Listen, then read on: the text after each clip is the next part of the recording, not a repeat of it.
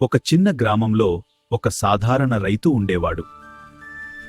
ఆ రైతుకి తోడుగా ఒక చిన్న గుర్రం ఉండేది. వేగంగా కాకపోయినా నమ్మకంగా మాత్రం ఉండేది. ఒక రాత్రి గ్రామంలో భయం పాకింది. ఏదో చెడు జరుగుతోంది. అవును, రాత్రి మరీ ప్రమాదకరంగా మారింది.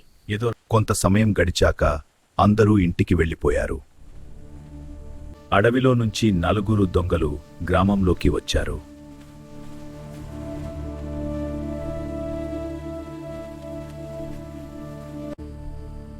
దొంగలు గ్రామం అంతా తిరిగారు.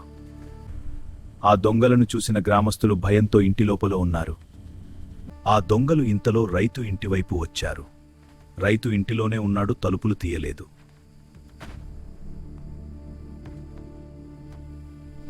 గుర్రం ఇంటి బయటే ఉంది. గుర్రం ఆ దొంగలతో ఫైట్ చేసింది. దొంగలు పారిపోయారు. గుర్రం ఆ దొంగలను వెంటపడి ఊరి చివరి వరకు తరిమింది.